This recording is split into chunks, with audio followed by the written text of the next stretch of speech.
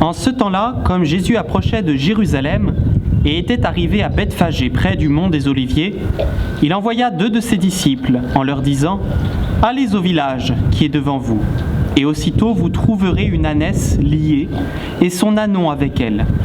Déliez-la et amenez-la moi.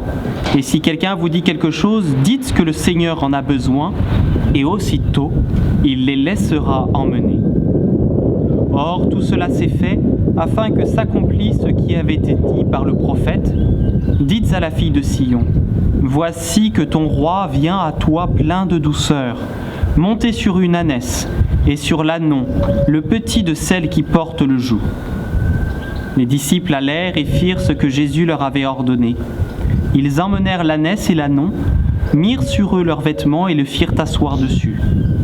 Or, une foule nombreuse étendit ses vêtements à terre sur le chemin. D'autres coupaient des branches d'arbres et en jonchaient le chemin. Et les foules qui précédaient Jésus et celles qui le suivaient criaient « Hosanna au fils de David ! Béni soit celui qui vient au nom du Seigneur ! Hosanna au plus haut des cieux !» Voilà le bel évangile de la bénédiction des rameaux, celle que nous avons faite ce matin, les chanoines et moi.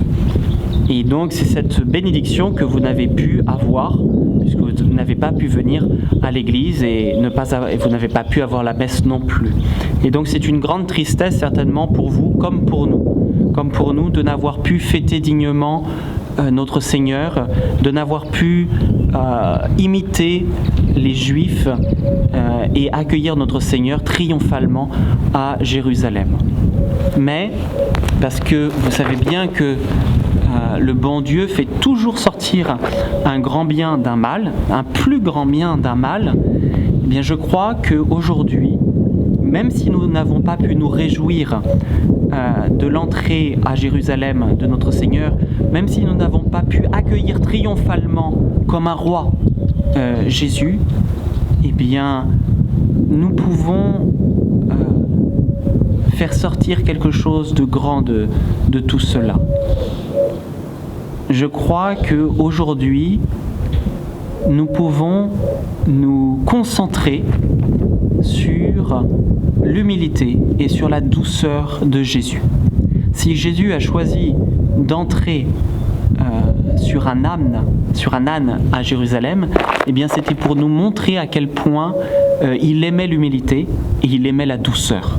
Vous savez, un âne, c'est un très bel animal. Un âne, si vous voulez me faire plaisir, vous m'offrez un âne.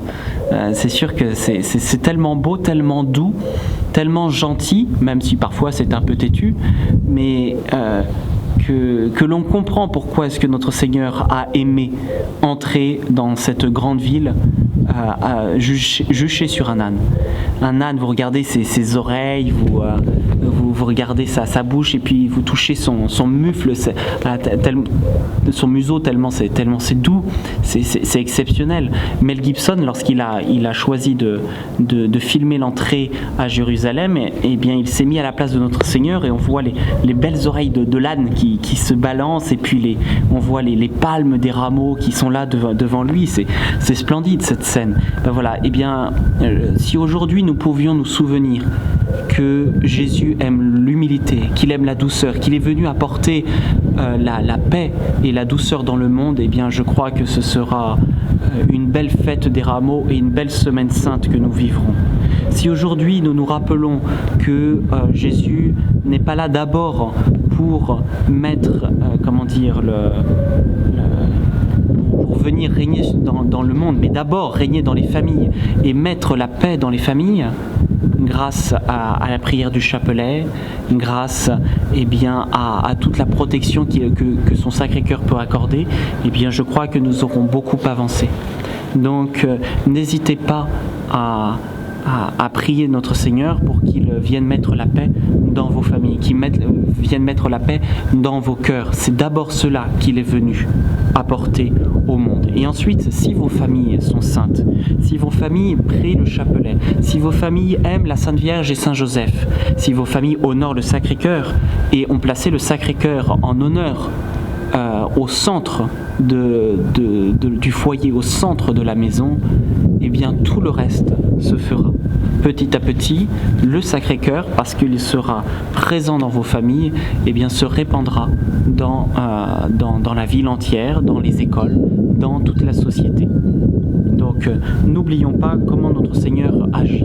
Notre Seigneur agit d'abord par sa douceur, d'abord par son humilité, d'abord par sa sainteté, et sa force, sa puissance ne se révèle qu'après tout cela. Voilà. Notre Seigneur a d'abord voulu mourir sur la croix, et la résurrection et son ascension glorieuse et son retour encore plus glorieux au dernier jour ne se sont faits qu'après.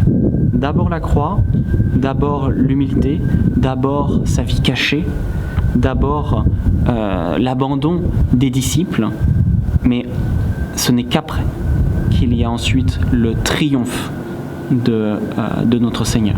Donc soyons bien toujours pleins de foi, pleins de confiance envers la méthode choisie par notre Seigneur. N'oublions pas de vivre de la joie, de vivre de la douceur, d'abord dans nos familles, et que Notre-Dame vous protège bien. Donc faites une belle semaine sainte, n'oubliez pas votre chapelet. Notre-Dame de Fatima, priez pour notre école. Saint Joseph, protégez nos familles. Ainsi soit-il. Au nom du Père, et du Fils, et du Saint-Esprit, ainsi soit-il.